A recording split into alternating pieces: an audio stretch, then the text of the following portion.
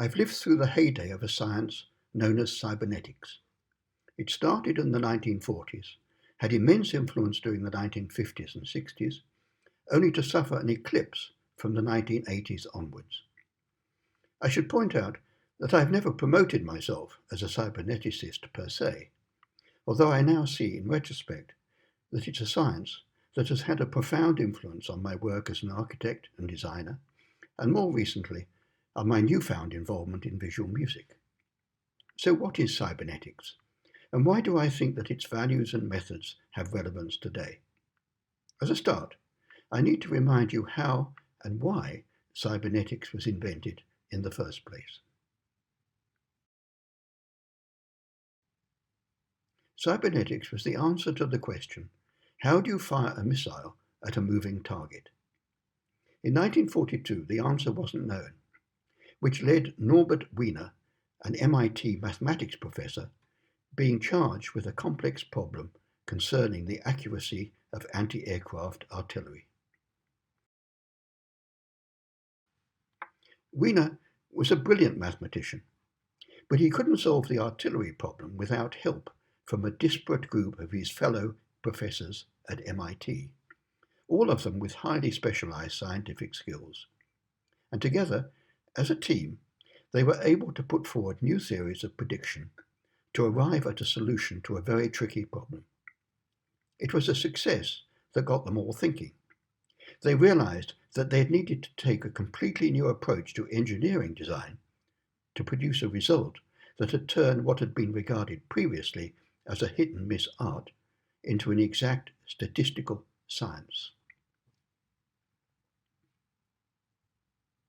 All of which made Wiener and his colleagues realize that there was a whole region of similar design problems that could be tackled by methods involving the calculus of variation. They decided to call this new field of control and communication cybernetics, from the Greek for steersman. At an inaugural meeting to discuss their new science, held in Princeton in 1944, it became clear to the engineers, physiologists, mathematicians, and philosophers present that there was a common basis of ideas linking their various disciplines, and that some attempt should be made to achieve a shared vocabulary. You'll see from this list of some of the attendees that the subject of cybernetics captured the attention of the sharpest minds in the USA. Similar meetings were held at regular intervals and became known as the Macy meetings, after Josiah Macy, who financed them. Norbert Wiener's work on the predictive mechanisms of missiles had led him to realize that the concept of feedback was endemic to any complex additive system of control. The circular processes of feedback are as applicable to the steering of a ship to keep it on course as they are to a human hand or finger, which involves a system with a large number of joints. It was the ramifications of feedback, both in engineering design and in biology, that became the focus of Wiener's famous book, Cybernetics, or Control and Communication in the Animal and Machine. The title in itself defined the science of cybernetics.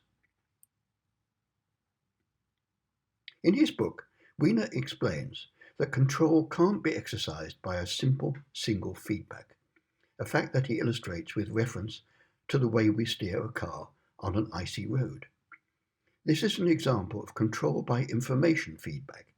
It's a process that we all take for granted in living our lives. But it took the discoveries of Wiener and his colleagues to forge from such self-evident facts a complicated theory which exerted huge impact during the central decades of the last century. Wiener, in his definition of the new science, had assumed it was just that, a science. But in the UK and elsewhere in Europe, it was quickly realized that the system of producing art could equally well be described as cybernetic, even though, in this case, it might involve the skill and actions of only one person. It's by having a continuous conversation with himself that an artist applies a cybernetic process to what he's doing, even though he might not be fully conscious of the fact when it's happening. Ranulph Glanvile, a second-generation UK cyberneticist, explains this idea very eloquently. You can read Glanville's description here, but please don't take it completely literally. His word doodling means not only pencil in hand, but also any available medium which can facilitate the mind of an artist looking from the inside in the knowledge that everything is new, a phrase I've borrowed from Carl Jung. In our contemporary world, analogue tools, for instance a brush and palette, have largely been cast aside in favour of new modes of expression, but the system by which a work of art is created remains unchanged. It still follows the cybernetic process that Glanville describes.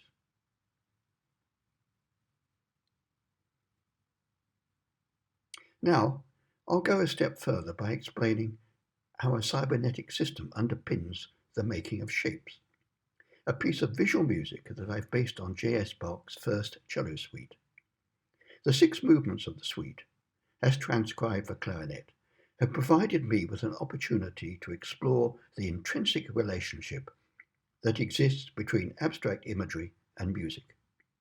I produced my visual interpretations by holding a conversation with myself. But before I explain how all that worked, I'll perform a few excerpts.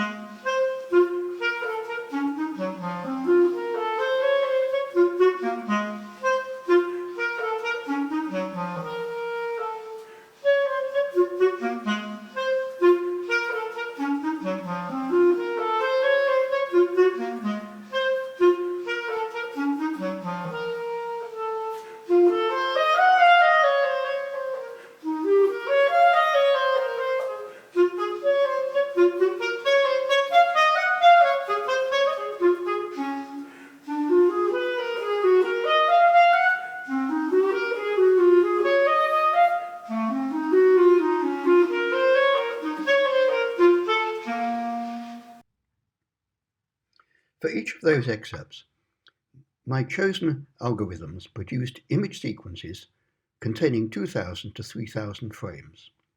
Then, to use Ranulph Glanvile's terminology, in my role as a marker, I selected a specific set of frames which then, in my role as viewer, I chose to either accept or feed back into the system so as to eventually find images that matched both my own guiding vision and the mood and notation of my chosen music.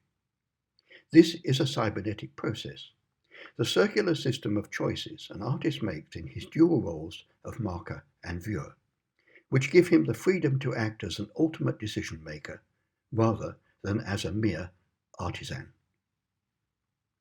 So far, I've said something about cybernetics and visual music, but as I mentioned at the outset, I became involved in the subject much earlier, in the 1970s, when almost by default, I found myself straddling the worlds of cybernetics, architecture, and design. This happened because of a commission I received from the Financial Times. The intention was that the FT would lead the way in Fleet Street by introducing new electronic ways for both editing and printing the paper. It was a radical plan which involved my company, Trickett Associates, undertaking a study of the whole organisation to assess the environmental and space implications of introducing new technology into Bracken House. The FT project came into the category of exceedingly complex, according to an analysis of comparative systems prepared by the UK cyberneticist Stafford Beer. He distinguished between three classes of system: simple, complex, and exceedingly complex. And clearly, it's a list that demonstrates a wry sense of humour, with physics providing deterministic answers on the subject of billiards, and statistics giving a probabilistic account of penny tossing.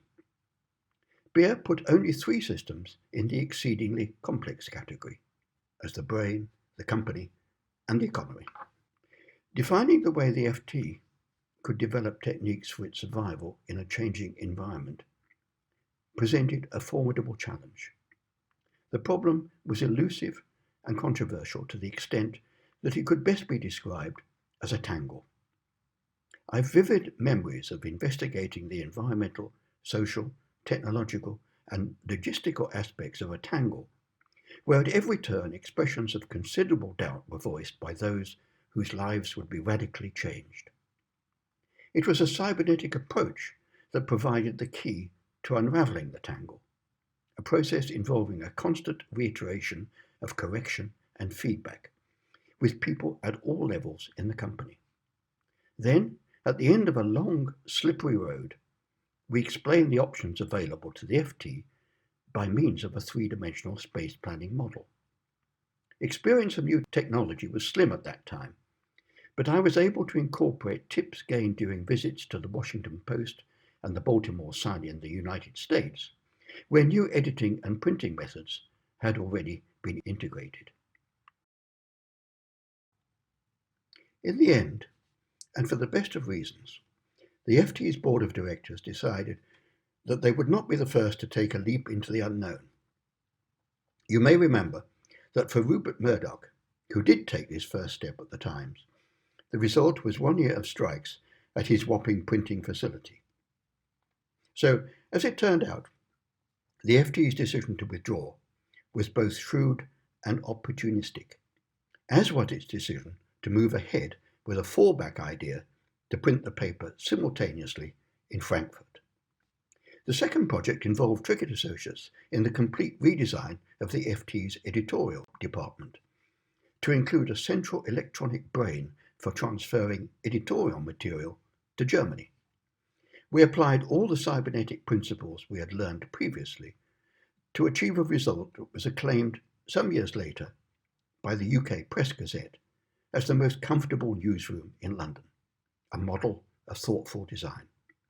Our cybernetic approach had paid off and continued to do so ever after. But that's enough about me for the moment. The cybernetic movement in the UK was extraordinarily far-reaching. It's only recently that I've realised how this newfound knowledge entered the world of the arts. I'm indebted to Nick Lambert for this knowledge. It happened by accident when Roy Ascott was a student of Victor Passmore at Newcastle School of Art in the late 1950s. You can glance at Roy's memories of the moment of discovery here, a moment that led eventually to Roy setting up his ground course at the Ealing College of Art, which was all tied together by the idea of systems and process. Later, at Ipswich Civic College, students were introduced to cybernetics as a means of understanding what things do, how they do them, and what makes them behave that way. There was more than a touch of the shaman in Roy Ascott's teaching method, a belief that the creation of art as a cybernetic system using computers could serve to increase both its variety and vigour. He saw no reason to suppose that the art of process should be any less visual or poetic or musical than the art of object. In those early days of cybernetics, Roy Ascott was not alone in straining towards creating art as a system. Another adventurer was Gordon Pask, who described himself as a mechanic philosopher, although those who knew him regarded him with some awe as a poet, scientist, and humorist. All agreed that he possessed a rare intelligence bordering on that of a maverick genius. As a student, Pask had met Norbert Wiener at Cambridge Station and escorted him to the venue where Wiener was due to give a lecture on cybernetics.